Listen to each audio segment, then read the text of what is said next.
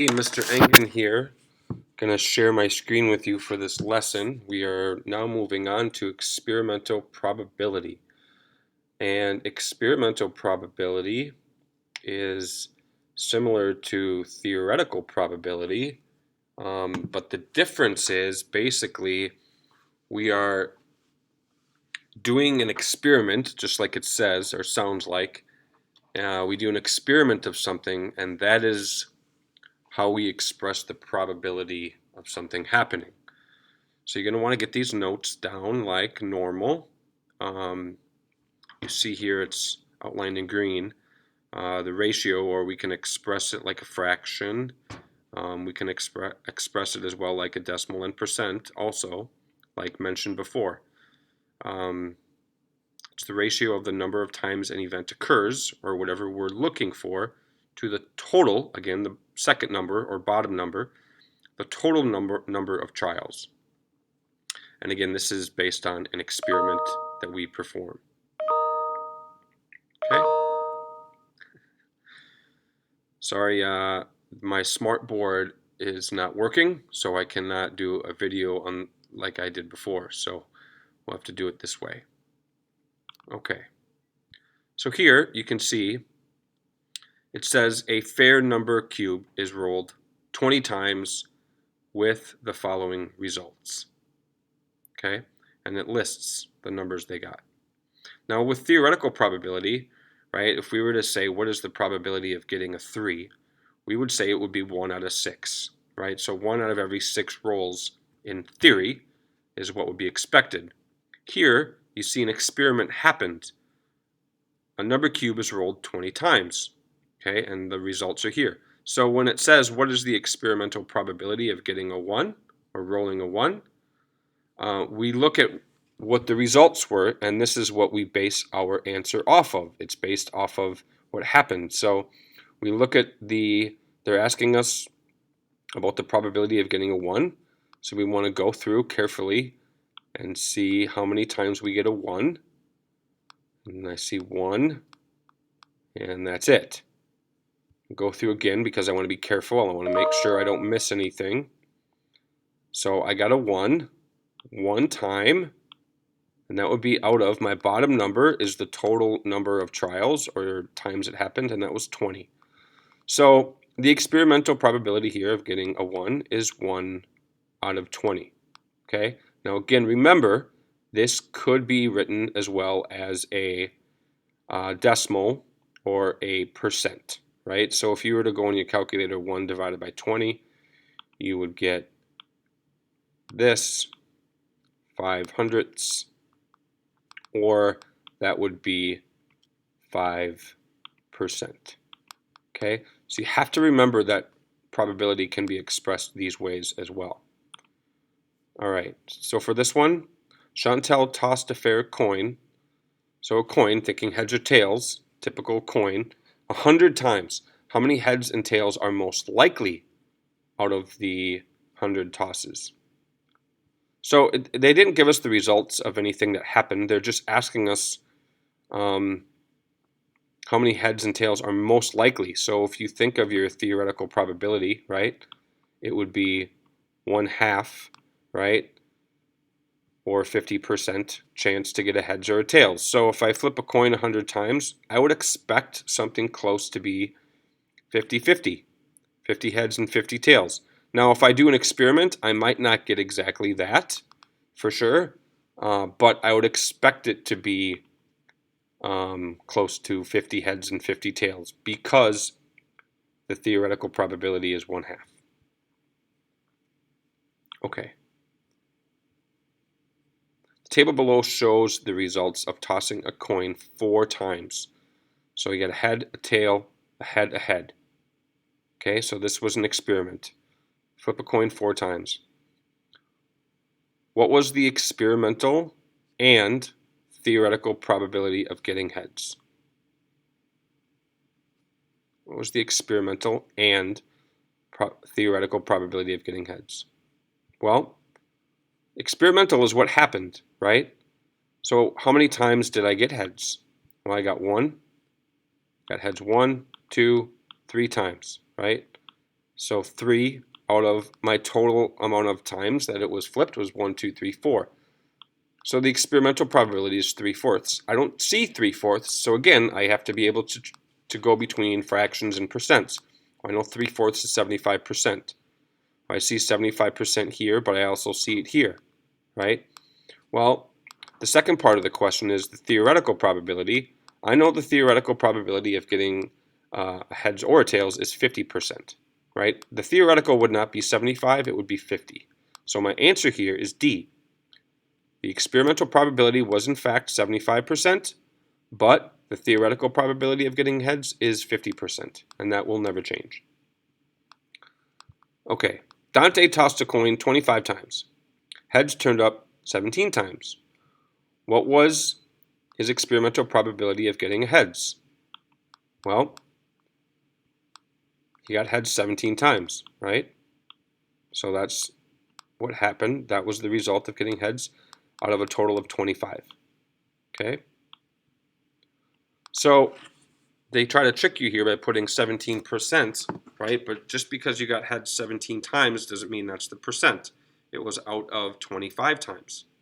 So in order to figure that out, we have to go 17 divided by 25, change it to a decimal, and then a percent, and that would be D. Okay? Go ahead and try this one and pause the video.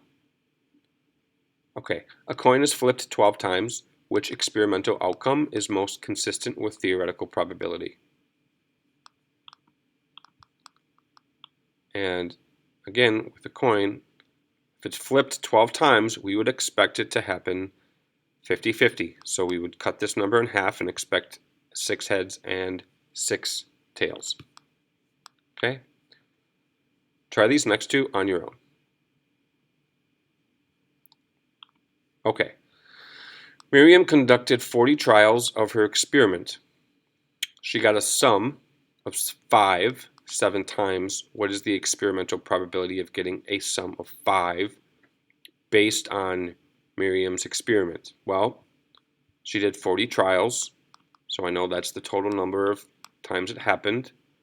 And it says here, I want to read carefully, she got a sum of 5, but it happened 7 times. That's the key.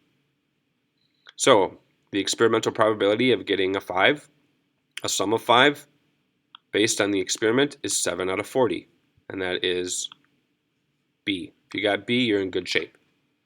Okay, this one we have to think a little bit more about because we have multiple people for this baseball thing. So it says a baseball coach keeps track of his player at bats and hits. If each player was at bat once, who would be most likely to get a hit? So we have these 4 people. Jack got 18 out of 40, Stuart 34 out of 64, 11 out of 14 for Meredith, and Ned got 41 out of 90. So for example, what we have to do is take each one of these. For example, here's Jack, got 18 out of 40, right? They all had different number of at-bats, so we have to convert these into percents to see who got the highest percent of hits. And so if we do that on our calculator and divide 18 divided by 40, we would get 0.45, and that of course is 45%. Okay, so that's pretty good. That's almost half the times. So Stuart would then be 34 divided by 64, and for Stuart you would get 0.53125. That would be about 53%. Okay, this would equal 45%. Forgive my writing. 53 hundredths is going to be 53%. Meredith got 11 out of 14, which is 0.78 or 78%. Let's put that here. And then Ned, Mr. Ned, got 41 out of 90. So again, you can divide, and that is 0.45555. So we just put 45%. So if I'm coaching this team, and we have to put someone up at bat to try to get a hit. I'm going to pick Meredith for sure, because Meredith gets 78% of the time she gets a hit. So that's a really good percentage, and that's higher than the other players. Okay, great.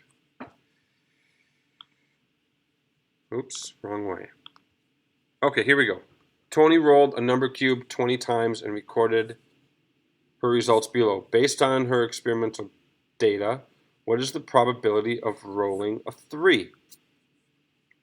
Well, if we go through this, okay, she did it 20 times, so I know that my denominator is 20 for this experiment.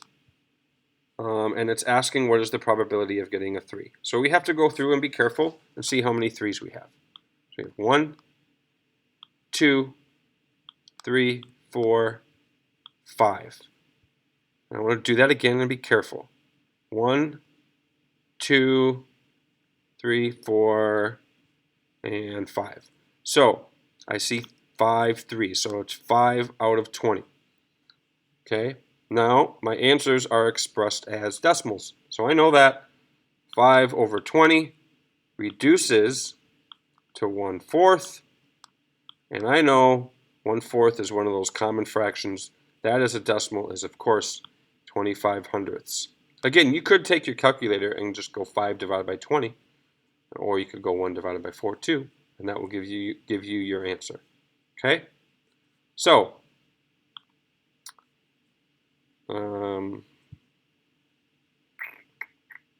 let's do this one. Try this one. Pause the video.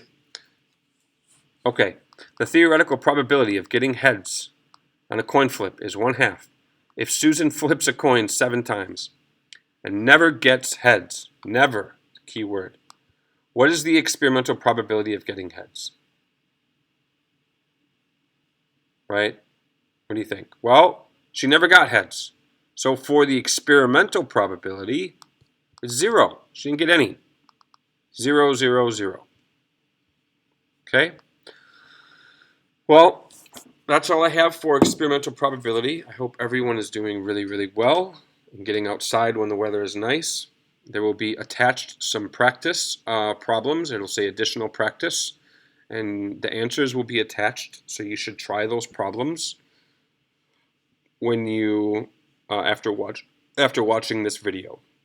If you have any questions, please let us know. Thank you so very much. See you soon. Bye.